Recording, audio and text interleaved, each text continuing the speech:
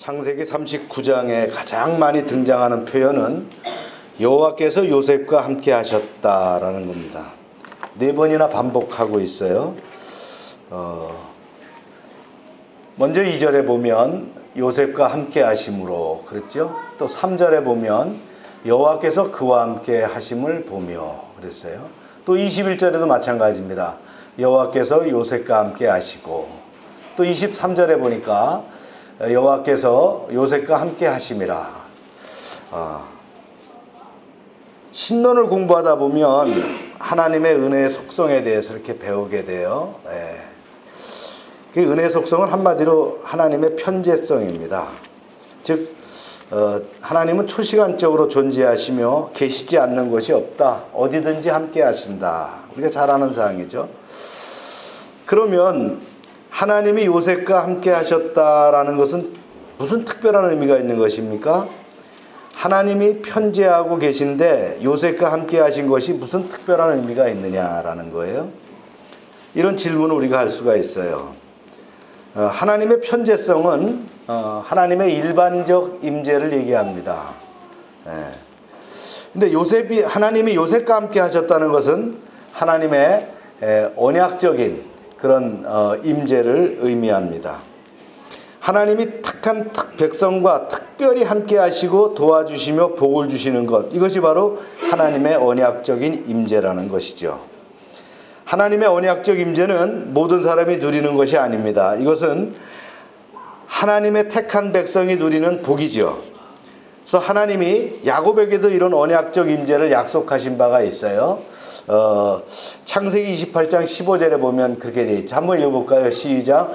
내가 너와 함께 있어 내가 어디로 가든지 너를 지키며 너를 이끌어 이 땅으로 돌아오게 할지라. 내가 네게 허락한 것을 다 이루기까지 너를 떠나지 아니하시리라 하신지라. 하나님은 야곱에게 언약적인 임재를 약속하시면서 너를 지키고 또 이끌어서 이 땅으로 돌아오게 하겠고 성공적인 인생이 되게 하겠다라고 하셨어요. 이것이 바로 하나님의 언약적인 임재입니다. Covenantal Presence. 이 언약적인 임재가 누구에게 있다고요? 하나님의 믿는 사람 가운데 있다라는 거예요. 사도행전 7장에 보면 스데반 집사가 순교하기 전에 그의 설교가 나오는데 그 설교의 내용 중에서 요셉의 생애를 간단하게 요약했어요. 여기서 강조한 점도 뭐냐? 바로 하나님의 언약적인 임재라는 거예요. 말씀 읽어볼까요? 시작. 여러 조상이 요셉을 시기하여 애굽에 팔았더니 하나님이 저와 함께 계셔 라고 기록되어 있죠. 이처럼 스데반 집사도 하나님이 요셉과 함께 계셨던 언약적인 임재가 그 생애에 있어서 가장 중요한 주제였음을 강조합니다. 그러면 하나님은 언제 요셉과 함께 하셨어요? 창세기 39장의 스토리는 요셉의 나이 17살부터 27살까지 약 10년 동안 그 인생을 3단계에 걸쳐서 아주 빠르게 전개하고 있어요. 1단계가 이제 1절부터 6절까지인데 요셉이 애굽의 시위대장 즉 경호실장이죠. 보디발의 노예로 팔려가지만 그 가운데서 출세를 했어요. 보디발 집안의 재반 사무를 담당하는 가정총무가 되는 축복의 상태에 있는 그 1단계를 언급하고 있고요. 2단계는 12절까지예요. 7절부터 요셉 보디발의 아내가 요셉을 유혹하는 유혹의 상태입니다. 그리고 이제 마지막 부분 3단계는 13절에서 23절까지인데 요셉이 보디발의 아내의 유혹을 물리친 후에 중상모략을 당해서 왕의 제수를 가두는 감옥에 갇혀서 제수의 몸이 된 고난의 상태를 얘기합니다. 그러나 이제 간수장의 은총을 받아서 감옥의 재반 사무를 맡은 그런 사람이 되는 내용이죠. 그래서 창세기 39장은 축복의 상태, 또 유혹의 상태, 또 고난의 상태, 이렇게 3단계가 아주 빠른 속도로 진행되고 있어요. 그 가운데서 주제가 되는 것이 뭐냐? 하나님께서 요셉과 함께 하셨다라는 거예요. 함께 하시면 어떤 일이 나타나요? 오늘 본문에서 보니까 형통하게 됐다라는 거예요. 할렐루야. 요셉은 넷째 형 유다의 제안으로 우리가 잘 아는 것처럼 이스마엘 상인들에게 은 20에 팔렸습니다. 그런데 애굽왕 바로의 시위대장 보디발의 노예가 됐죠. 그 시위대장은 오늘날 편제로 보면 청와대에서 누구와 같다고요? 경호실장과 같다, 그런 얘기예요. 그러니까 요셉은 경호실장 집의 노예가 된 거예요. 보디발의 가정에 노예가 되었다는 것은 비참한 가운데서도 뭐예요? 하나님께서 축복의 길을 열어주셨다는 거죠. 할렐루야. 네. 당시 애굽의 노예는 두 종류를 이렇게 나눠볼 수 있어요. 국가 노예와 가정 노예, 이렇게 나눌 수가 있어요. 국가 노예는 어떤 사람들이냐면 전쟁 가운데 포로로 잡아온 사람들이에요. 이 사람들은 어떻게 해요? 죽을 때까지 노동만 하는 거예요. 대부분 노동하다 죽는 거예요. 이런 상황이 국가 노예입니다. 요셉은 가정 노예라 그랬어요. 가정 노예는 어떻게 합니까? 잘 만나면, 그 가정을 잘 만나면 주인의 사랑도 받게 되고 아들처럼 대우도 받게 되는 그런 자리죠. 그런데 요셉이 이런 가정 노예가 되는 것은 그 자체가 하나님의 복을 받을 수 있음을 알 수 있는데, 이것이 바로 뭐예요? 축복의 상태인데 하나님께서 예비하셨다는 거예요. 요셉의 길을 예비하셨어요. 할렐루야. 이 가운데 보디발은 요셉을 눈여겨봅니다. 읽어볼까요? 시작. 그 주인이 여호와께서 그와 함께 계심을 보며 또 여호와께서 그의 범사에 형통케 하심을 보았더라. 보디발은 집주인이고 말이죠. 경호실장이라는 높은 지위에 있지만 자기 집 중에서 어린 종을 유심히 봤다는 거예요. 어떻게 행동하는지 그 언행심사를 다 주시했다는 거예요. 그런데 요셉은 젊은 나이에도 신세를 한탄하거나 불평하지 않고 어떻게 해요? 주인을 극진히 잘 섬겼다는 거예요. 그러니까 주인인 보디발이 요셉을 어떻게 했어요? 가정총무로 삼았다는 거예요. 사람을 수하에 많이 데리고 있는 사람이니까 아는 거예요. 아, 진짜 종이 누군가를 찾았다는 거죠. 높은 자리입니다. 주인의 음식 외에는 간섭하는 것이 없고 주인의 아내 외에는 금하는 것이 없는 엄청난 권한을 가지게 됐다는 거예요. 요셉은 비록 어린 나이의 노예지만 또 이 왕의 경호실장 집에서 경호실장 다음으로 어떻게 했어요? 군림할 수 있는 사람이 됐다는 거예요.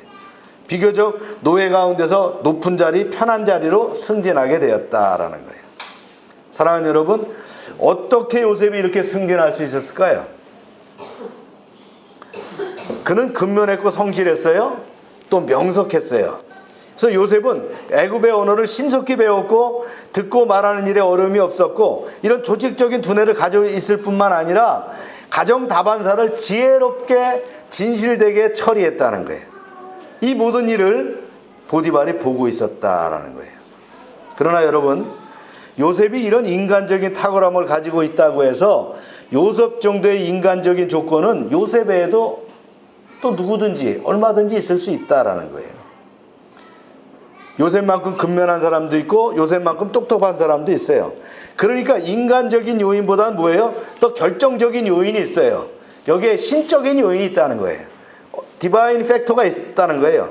즉 이방인이었던 보디발조차도 신과 함께 있는 것을 알았다는 거예요. 그래서 그에게 무슨 일을 맡겨도 믿을만하고 정직하고 정확하게 일을 처리해냈다는 것을 알았어요. 창세기 12장에 보면 하나님이 아브라함에게 허락하신 언약의 복이 있죠. 어떤 내용이에요? 하나님은 아브라함에게 그랬어요. 너를 축복하는 자에게 내가 축복을 내리겠다는 거예요. 너를 저주하는 자에게는 내가 저주하겠다라는 말씀하셨어요. 보디발이 요셉을 축복하니까 어떻게 했어요? 하나님도 보디발을 축복하게 되었다라는 거예요. 한번 읽어볼까요? 시작. 그가 요셉에게 자기 집과 그의 모든 소유물을 주관하게 한 때부터 여호와께서 요셉을 위하여 그 애굽 사람의 집에 복을 내리심으로 여호와의 복이 그의 집과 밭에 있는 모든 소유에 미친지라. 요셉은 노예라는 현실을 인정하고 잘 적응했어요. 그래서 요셉으로 인해서 어떻게 했다고요? 보디발이 복을 받게 되었다라는 거예요. 요셉은 지위의 승진과 안전함을 얻은 복을 받았고 더불어 또 잘생긴 용모의 복도 받았어요. 하나님이 특별한 임재가 그의 얼굴과 신체에도 미친 거죠. 6절 후반절에 보면 그렇게 되어 있어요. 요셉은 용모가 준수하고 아담하더라, 이렇게 기록되어 있어요.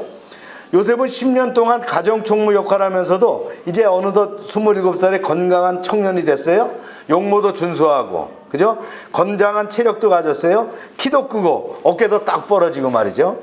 이제 탄탄한 근육을 가진 미남자가 되었다라는 거예요.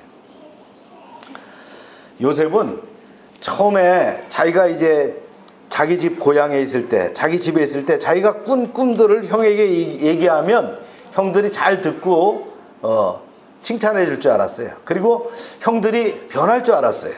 그런데 요셉이 아무리 열심히 설명을 해도 어떻게 합니까? 형들은 변하지 않는 거예요.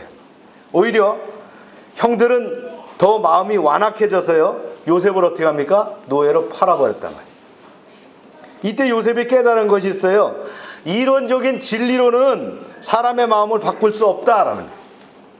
진리가 다른 사람의 마음 속에서 변화를 일으키기 위해서는 말씀을 가진 자가 어떻게 해요? 인생의 밑바닥에 내려가서 고생하는 가운데서 그 말씀이 자신의 삶으로 성화되어야 한다, 이걸 느꼈다는 거예요. 그래야 이 말씀이 능히 다른 사람의 마음을 움직이고 세상을 바꿀 수 있는 능력이 되게 된다라는 거예요. 아멘입니까? 네.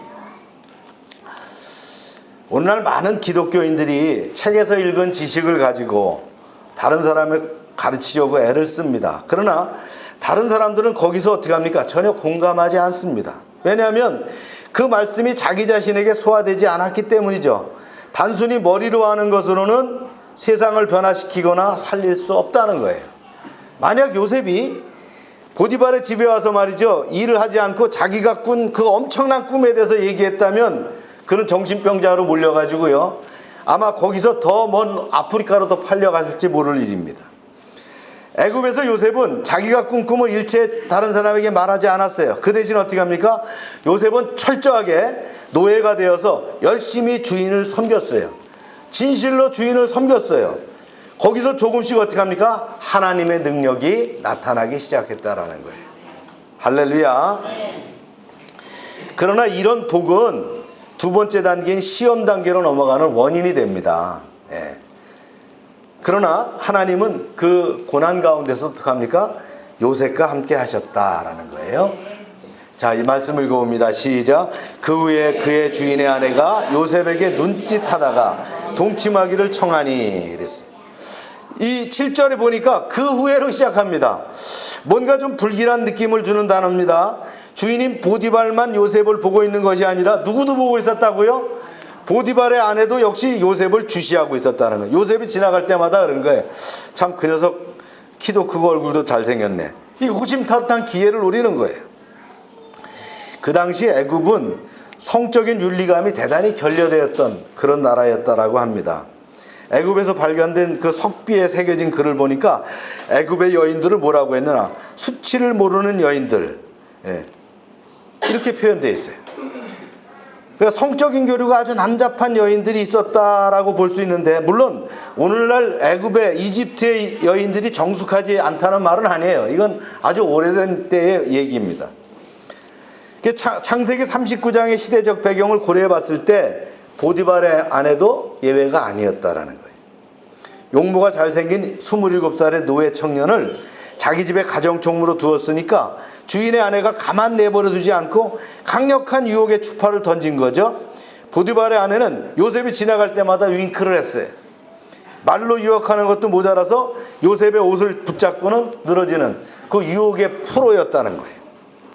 이처럼 하나님의 택한 백성을 향한 마귀의 계계는 수시로 작전을 바꾼다는 걸 우린 기억해야 됩니다. 요셉의 형들을 사주해서 그를 죽이려 하다가 노예로 팔려와서 가정총무로 승진하고 복을 받는 모습을 보더니 마귀가 또 작전을 바꿨어요. 보디발의 아내를 충동질해서 요셉을 유혹하게 만든 거예요. 요셉이 은혜를 받으니까 사단이 유혹이라는 태클을 걸어온 거죠. 사탄은요, 성도들이 죄를 지을 때 굳이 유혹하지 않습니다. 스스로 사단이 원하는 것을 하고 있는데 뭐하러 사탄이 말이죠, 그 에너지를 쓰겠어요. 그냥 내버려 둡니다. 그러나 성도들이 하나님의 은혜 안에 들어가면 사탄은 직접적인 유혹을 시작하게 돼요. 그러므로 사탄이 성도를 시험하고 유혹한다면 그것은 성도의 삶에 뭐가 있다는 거예요? 은혜가 있다는 거예요. 예. 호사다마란 한자도 있잖아요. 꼭 은혜 받고 충만해지면 뭐가 있어요?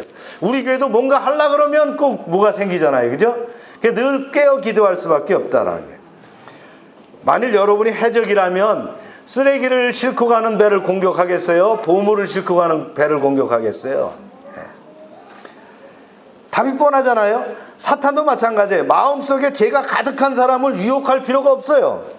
죄를 잘 지어주니까 공공연히 말이죠, 유혹할 필요가 없다는. 그러나 성도의 영혼 안에 은혜가 가득하면 사단은 어떻게 합니까? 반드시 태클을 걸기 시작하는 거예요.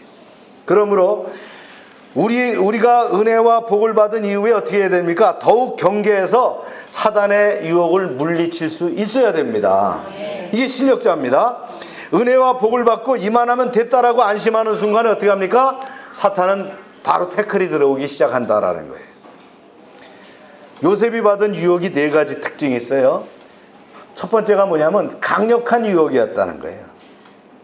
이 유혹을 물리치기 어려워요. 요셉은 27살에 독신자예요. 혈기가 왕성한 청년이에요. 타국에서 멀리 팔려온 노예 신세였으니까 제재를 가하거나 간섭하는 부모도 없어요. 더구나 애굽이라는 나라가 어때요? 성적 부도덕한 그런 환경이었다라는 거예요. 이거 그런 거 개의치 않는 문화예요. 그러니 설령 요셉이 유혹을 넘어갔다고 해도 그에게 돌을 던질 사람이 없다. 이 요셉을 유혹하는 상대는 누굽니까? 보디발의 아내예요. 그 당시에 최고의 권력자의 아내였어요. 그의 요구를 거절하면 그동안 누려온 모든 복이 한순간에 빼앗길 수도 있어요. 그러므로 저항하기 대단히 어려운 강력한 유혹이었다는 거예요. 참 이런 유혹 견디기 쉽지 않겠죠? 두 번째 어떤 유혹이냐? 반복적인 유혹이었다는 거예요. 10절에 보면 여인이 날마다 요셉에게 청하였으나 요셉은 듣지 아니하여 동침하지 아니할 뿐더러 함께 있지도 아니하니라 그랬어요. 아예 싹을 잘라버렸다는 거예요. 그런데 하루 이틀은 물리칠 수가 있는데 어떻습니까? 한 달, 2달, 1년 내내 유혹을 하며 또 옷을 붙들고 넘어진다면 어떻게 하겠어요? 이 여인이 완전히 정욕에 사로잡힌 그런 여인이었단 말이에요. 이런 가운데 참 이걸 유혹을 이겨낼 수 있냐. 세 번째는요, 은밀한 유혹입니다. 11절 보니까 그러할 때에 요셉이 일하러 그 집에 들어갔더니 그 집에 사람은 하나도 거기 없더라. 아무도 없는 거예요. 보는 사람이 없어요. 이런 가운데 은밀하게 유혹하고 있어요. 이제 요셉과 보디발 아내만 딱 입 다물면요, 예, 무덤까지 갈 때까지 아무 문제가 없어요. 예. 거기서 유혹에 넘어가면 아무도 아는 사람이 없는 아주 은밀한 유혹이었다는 거예요. 또 네 번째는요, 간접적인 유혹이 아니라 어떻게 해요? 직접적인 유혹이요. 노골적인 유혹이었다는 거예요. 옷을 붙잡고 늘어지는 노골적인 유혹. 네. 27살의 요셉이 이런 유혹을 받고도 물리치는 것은 참 어려웠어요. 그러나 아무리 유혹이 강하고 또 노골적이라도 요셉은 절대로 유혹에 넘어가지 않았다는 거예요. 요셉이 이 유혹을 이길 수 있었던 이유는 뭡니까? 인간적인 이유도 있고 신적인 이유도 있어요. 인간적인 이유 있겠죠? 요셉의 마음이 올바른 마음이 있었다는 거예요.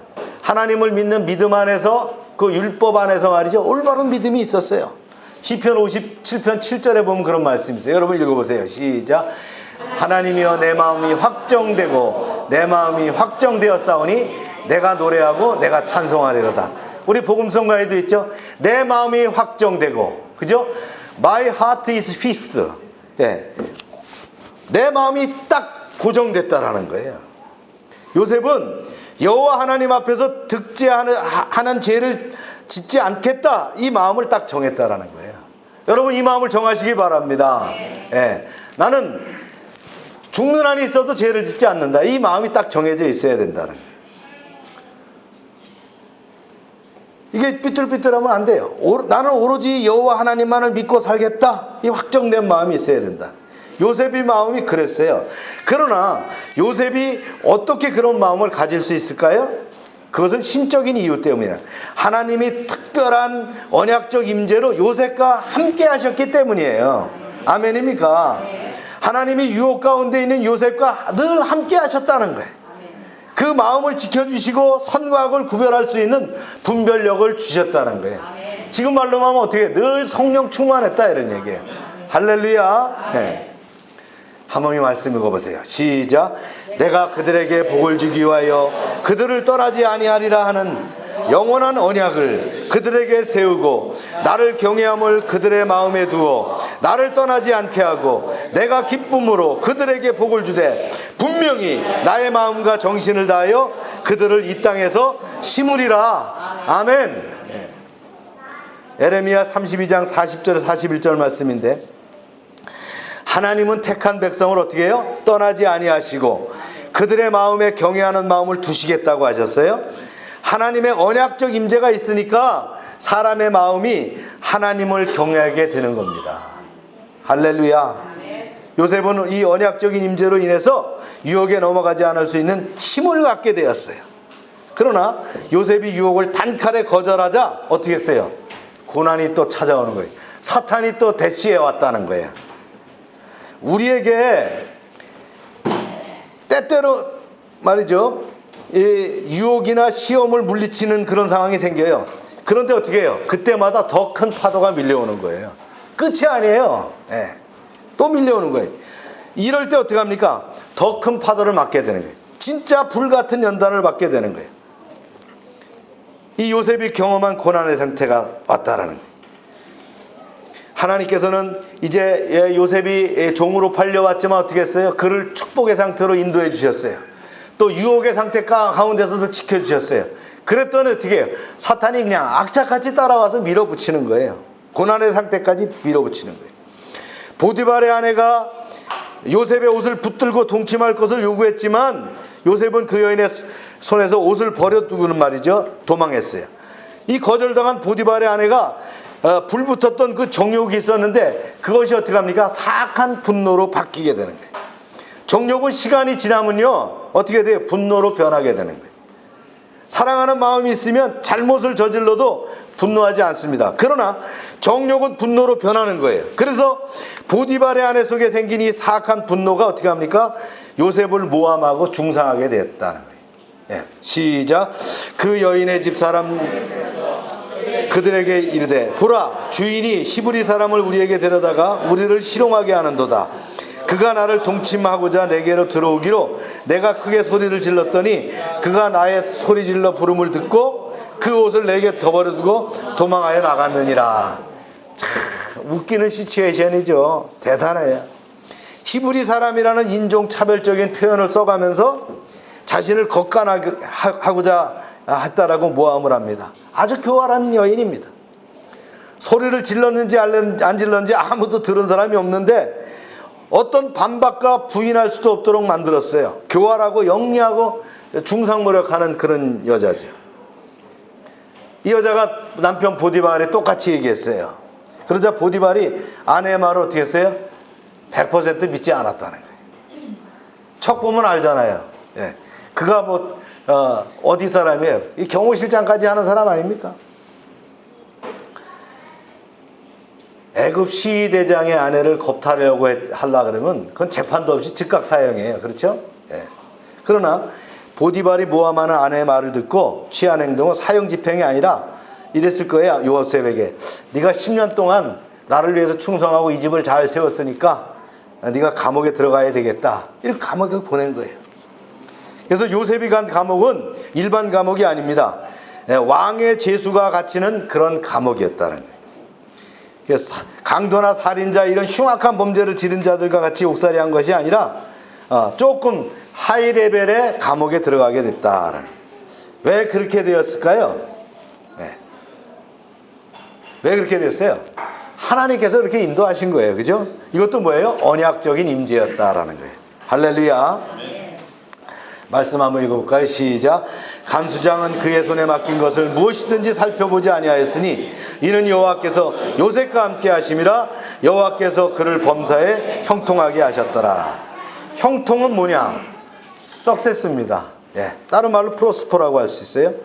요셉은 감옥에서도 하나님의 언약적인 임재로 함께 하셨기 때문에 성공할 수밖에 없었다라는 거예요. 보통 사람 같으면 믿음을 지키려고 하다가 말이죠, 결과가 나빠지면 어떻게 합니까? 침체되고 실망할 수 있어요.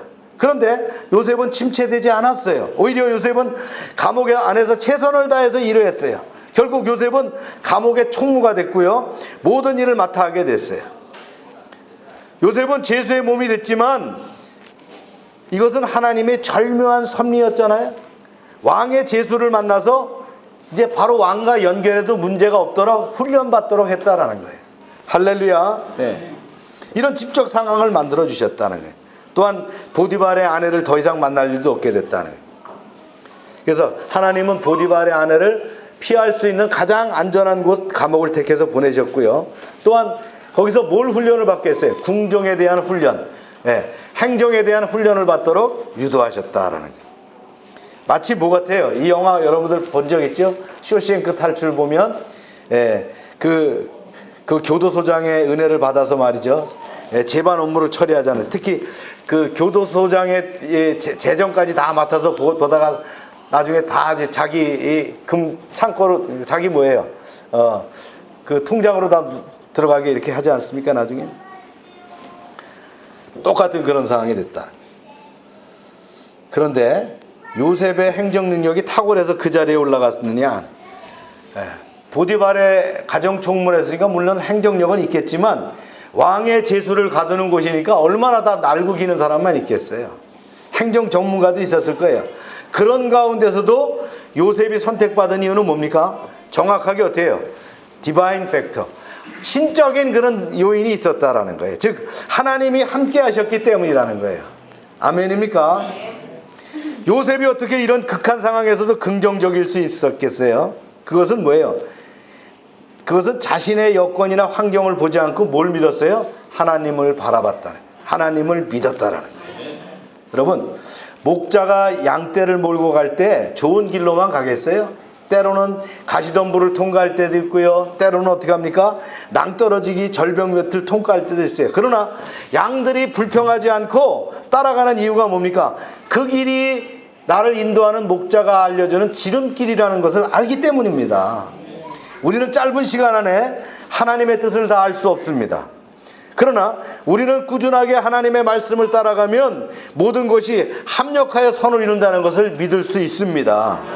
야고보 사도는 말이죠, 우리에게 이렇게 권면을 했어요. 시작.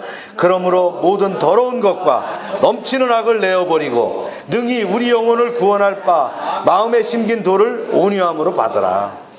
우리에게 어려운 연단이 오는 것은 마음속에 있는 악한 버릇을 어떻게 하는 거예요? 깨트리라는 거예요. 청산하라고 하는 신호입니다. 우리 안에 악한 생각이나 습관이 있어요. 그러나 우리는 편안할 때는 그런 악을 내버릴 생각하지 않습니다. 게으름을 펴요. 그러다가 어려움이 닥치면 그때는 어떻게 합니까? 눈물 콧물 흘리면서 회개하고 하나님을 붙들지 않습니까? 그래서 하나님을 믿는 자들은 어떻게 합니까? 무서운 연단을 당한 후에 처음에는 그 이유를 알지 못하는데 시간이 흐르면서 그 연단이 나에게 꼭 필요하다는 것을 깨닫게 됩니다.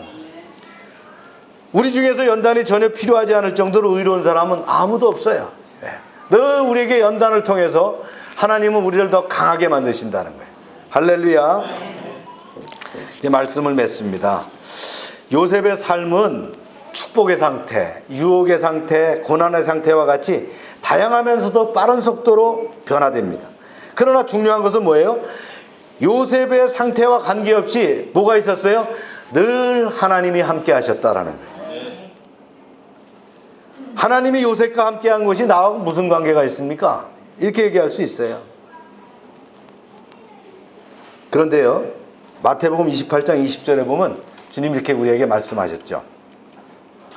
볼지어다, 내가 세상 끝날까지 너희와 항상 함께 있으리라. 이게 우리에게 주신 언약적인 임재의 축복의 말씀이에요. 세상 끝날까지 함께 하시겠다라는 거예요. 예수 그리스도를 구주로 믿는 사람은 이 언약적인 임재가 함께 한다라는 거예요.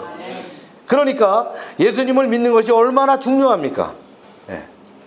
그래서 예수님을 믿고 우리는 어떻게 해요? 확정된 마음을 가지고 살아야 돼요. 반듯하게 살게 되면 하나님의 그 언약적 임재가 늘 우리와 함께 하시는 거예요. 우리가 믿음 가운데 기도하면 주님 말씀하십니다. 내가 너와 함께 하리라. 내가 너를 도우리라. 나의 능하신 손으로 너를 붙들리라. 두려워 말라. 내가 너와 함께 함이라. 놀라지 말라. 나는 내 하나님이 됨이라. 할렐루야. 우리가 어떤 상황에 있든 관계없이 하나님은 우리와 함께 하십니다. 우리를 유혹에서 건져주시고 고난 중에서 우리를 형통케 하시고 성공하는 인생이 되게 해주실 것입니다. 창세기 38장에 우리 지난번에 나눴던 말씀이 있죠. 넷째 형 유다 역시 택한 백성입니다. 하나님의 백성이에요. 또 오늘 창세기 39장의 요셉 하나님의 백성입니다. 그런데 이 형 유다는 어떻게 했어요? 동생을 팔아먹고 엉뚱한 일을 벌이고 하니까 뭐가 와요? 징계가 따라왔다는 거예요. 그래서 자식들이 죽고 말이죠. 그러나 하나님의 뭐가 있다 그랬어요. 지난주에 제가 말씀했어요. 하나님은 명령하는 의지가 있고 또 하나가 있어요. 작정하시는 의지가 있다는 거예요. 하나님은 복 주시겠다고 작정했기 때문에 그렇게 못돼도 잘못해도 어떻게 해요? 하나님이 유다를 붙잡아 주셔서 다말을 통해서 그 집안의 계보가 이어질 수 있도록 하셨잖아요. 할렐루야.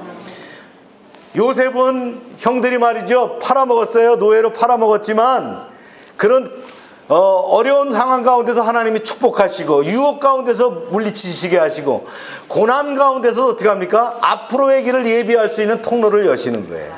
할렐루야. 예. 그래서 우리의 마음이 요셉처럼 올바르면 하나님의 언약적 임재는요 축복과 승리로 나타날 것입니다. 그래서 우리는 어떤 마음을 가지고 살아가야 하겠는가? 이 질문이 우리 인생에 있어서 가장 중요한 질문이 될 수 있다는 거예요. 하나님의 징계를 받을 것인지 하나님의 형통을 누리게 될 것인지 이 결정하는 것이 뭐예요? 우리는 어떤 마음을 가지고 살 것이냐는 거예요. 할렐루야. 사랑하는 여러분, 항상 요셉처럼 바르고 확정된 마음으로 살아가시기를 주님의 이름으로 축원합니다.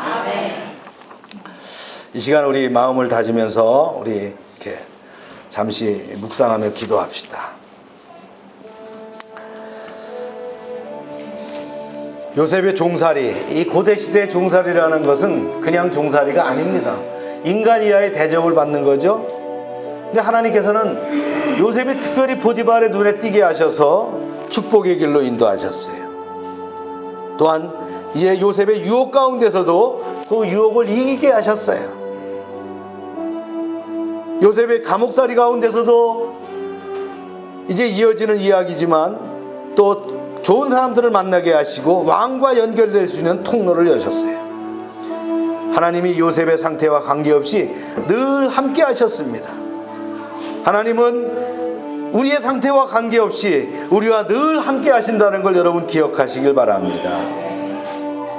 여러분 조용히 기도합시다. 할렐루야로 기도를 시작합니다. 할렐루야. 하나님 감사합니다. 오늘 말씀을 통해서 이제 요셉의 그 과정을 보면서 하나님이 늘 함께 하시는 것을 바라봅니다. 아버지 하나님, 우리에게 일반적인 종뿐만 아니라 이런 특별한 언약적인 아버지 임재를 통해서 우리를 지키시고 인도하시는 하나님의 은혜에 감사합니다. 아버지 하나님, 불 가운데 있진 할지라도 타지 아니하게 하시고 물 가운데 있다 할지라도 해를 받지 아니하게 하시고 눈동자처럼 지키시는 하나님 아버지의 은혜에 감사합니다. 늘 우리가 믿음 안에서 반듯한 아버지 하나님 말씀 가운데 반듯하며 기도 가운데 반듯하며 늘 주님의 은혜를 사모하며 나아가는 열방의 백성들 되게 하여 주시옵소서. 이제 하나님 열방교회가 믿음의 명문교회입니다.